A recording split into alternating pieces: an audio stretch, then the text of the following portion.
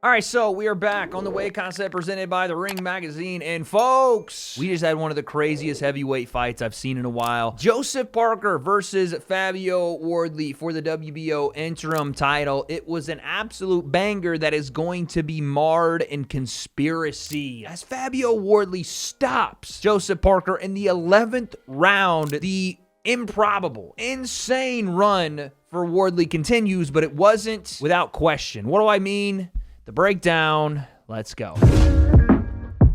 All right, so like I said, WBO interim heavyweight championship winner to face Alexander Usyk. You have Joseph Parker, who has probably rightfully earned the opportunity to fight Alexander Usyk. Should have gotten it before Dubois got his rematch because Dubois and Parker were supposed to fight. Dubois didn't fight him. We still don't know really the reason why. It was alleged sickness. Then Parker should have had his second opportunity after Usyk beat Dubois, but Usyk gets injured, so therefore he can't defend in time. They give him extension, and Parker takes the Wardley fight. So a risky move from Joseph Parker to take the Fabio Wardley fight, but he does, and because he does, this opportunity may have just slipped away from him. On the other side, Fabio Wardley, a man, this is incredible to say, but just started boxing 10 years ago at the age of 20. He's now 30. He only had, I think they said 4 white-collar boxing fights. That's right, the misfit-style boxing fights before he turned pro, and then started an improbable run that has led him to the top of the heavyweight mountain at this point. He is the #1 contender for the heavyweight championship of the WBO, and this opportunity versus Joseph Parker comes after an improbable win versus Justice Hooney, where he is losing damn near every round of that fight, and Hooney is doing his thing, and then right hand on the button, Wardley hits him and stops him. You could say it was a quick 10 count, but I'm saying to you, it was insane to see, and Wardley ends up in this fight, and from the rip, the idea that Joseph Parker, and even in my mind, was going to stop Fabio Wardley, it almost happened. In the first round, that was the reality we almost saw as Joseph Parker tagged Wardley with big-time shots, and I thought, oh shit, this is going to be the moment where Joseph Parker stops Wardley and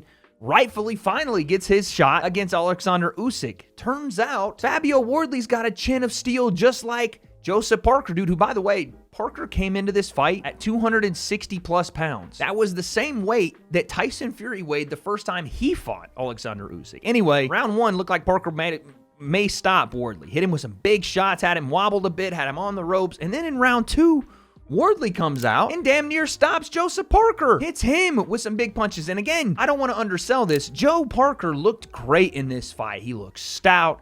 He looked like an experienced heavyweight. He looked like what he has done on this boogeyman-style run, that he was going to overwhelm Wardley, that he was, in this first round especially, going to be the better, more experienced fighter. But he also had big-time power he was bringing in with this 260-pound frame. But on the other side of it, you had Fabio Wardley, who did not shy away at any point in this fight. Wardley looked fast, he looked explosive, he looked technical, and he looked sound. Yes, there were things that he was doing that you could still say, yes, Fabio Wardley is very green, moving straight back, his hands were very low pretty much the majority of the fight. He was getting hit with stuff. Thank God his chin is made of adamantium. Both guys were for the most part, but he was having a hard time dealing with the power of Joseph Parker while still having his own power. I mean, he was just landing really quick, punctual, technical, jab right hand, uppercut underneath it, hook right hand. When he wanted to let him go, you could see he belongs at the top level of heavyweight, which was a question we had coming into this thing. And Fabio Wardley definitively answered, even before he got the win,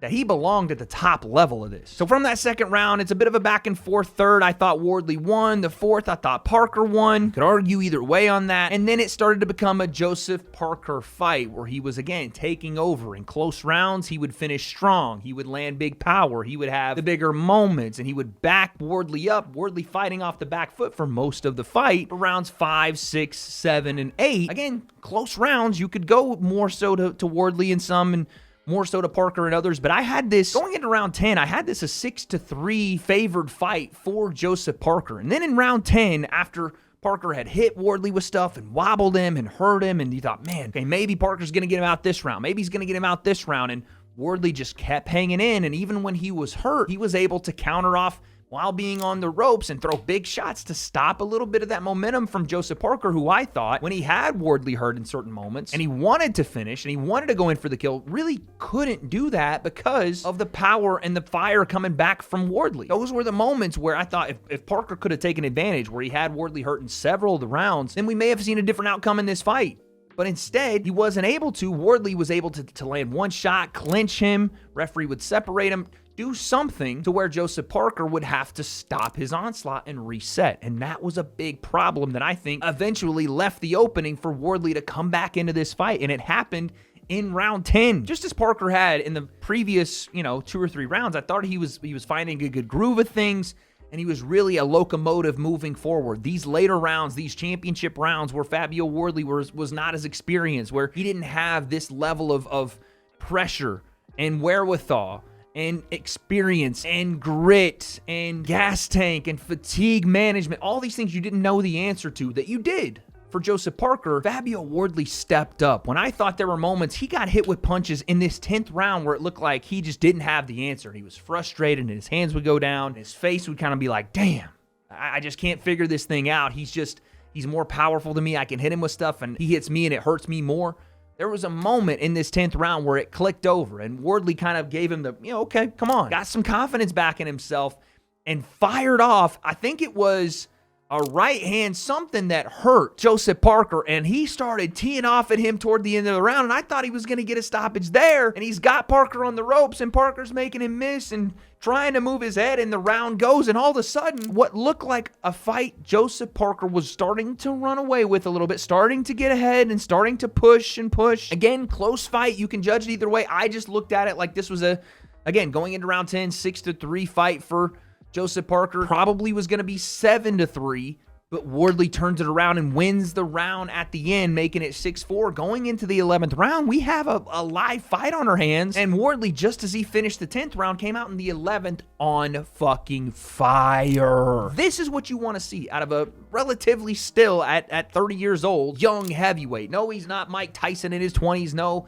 he's not a guy that trained this sport from age 10, but he's still only 30, and heavyweights do last a little longer, and he came out for a guy that hadn't been there, for a guy that didn't understand that level of depth before. It felt like he'd been there. It felt like a championship round for Wardley, who came out and put it on Joseph Parker in this round to a degree where it was one-way traffic. This wasn't him winning rounds back. This was him going bulldozer, flatline. And Parker was trying. He was trying to come back, but there was a beautiful sequence when Parker went jab, and Wardley slipped outside the jab, banged the uppercut, and it hurt Parker. Put him on wobbly legs, backed him up. He had his back on the ropes. Here comes Wardley, and he's firing off, and Parker had nothing for him. And here is where the controversy came. Wardley was firing off. Parker was not answering. Were all the shots landing? No. But Parker clearly was hurt. He wasn't out on his feet. He wasn't stumbling to the point where he didn't have his balance. He was on wobbly legs, no doubt about it, but he was still in the fight, moving his head. He was trying to hold his guard up. He was getting hit with shots, and he was not answering with shots. But the referee, instead of what I think would have been appropriate at the time, which is maybe separate them and start a standing 8,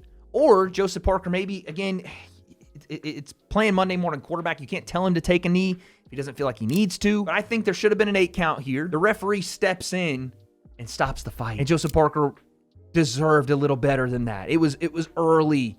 It was such a good fight. It was such a big moment for both fighters. And for Parker, how much was on the line for him after being turned away, not getting his opportunity, being the boogeyman at heavyweight. He deserved longer. He deserved a better opportunity than the referee gave him. And for Wardley, a guy that, again, shouldn't even be at this level. He started boxing at 20 years old, been in this game 10 years, started with white collar, no amateur experience, comes in, and he's doing this to the boogeyman of the heavyweight scene right now. He's doing this to the guy that is supposed to be fighting Alexander Usyk, and Wardley's a massive underdog, and here he is having his moment, and the referee, yeah, he waves it off, and Wardley gets the win, and what a moment, but he kind of robs him of that moment, because you let that thing go for 10 more seconds, you let Parker get the standing 8 or whatever, and you still might have a Wardley knockout on your hands. Who knows? But we won't ever know, because the referee did step in early, and that's the only thing that leaves a sour taste in my mouth is Joseph Parker deserved better than that. And this is not to take away from Fabio Wardley, because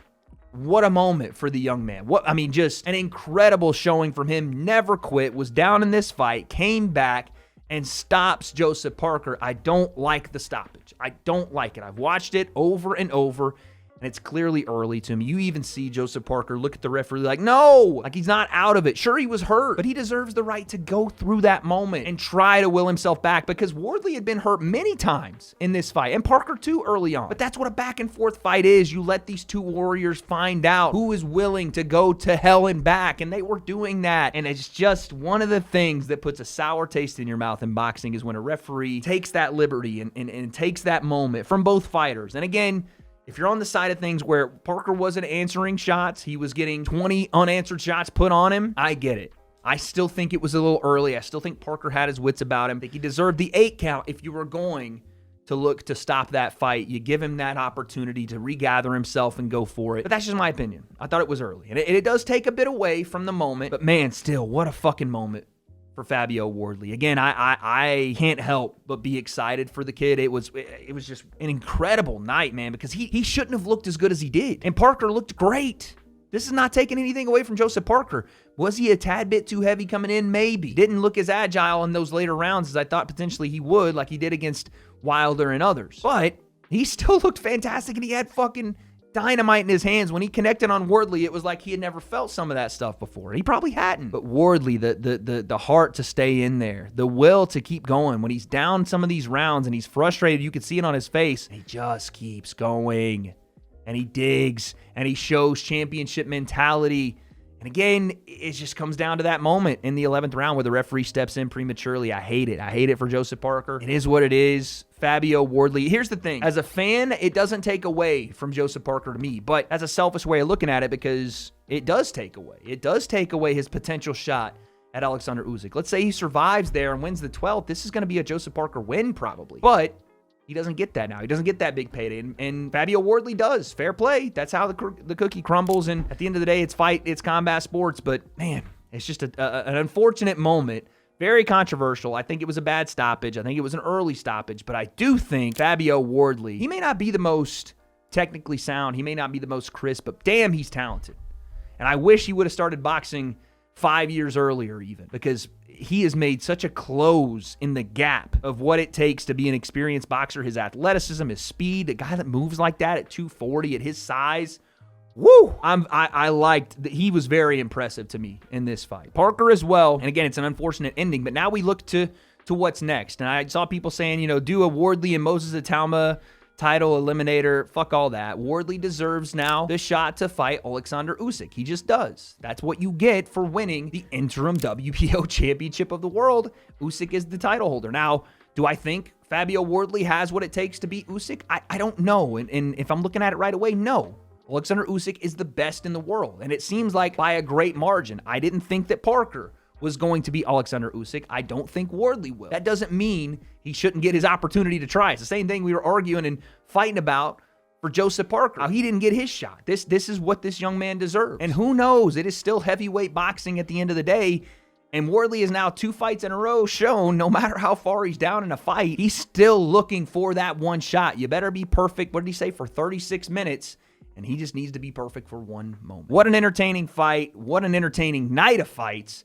It's unfortunate, clear early stoppage, and it really, really is a disservice to Joseph Parker to do that. I can't speak into that enough. It was such a bad early stoppage to me, but I have to give it up for Fabio Wardley. For both fighters, it's just an unfortunate way to end, but Fabio Wardley wins by TKO, referee stoppage. What do you guys think in the comments? Let me know down below. And what happens in a Wardley-Usyk fight? What's next for Joseph Parker? I don't have any of those answers, but guess we'll find out.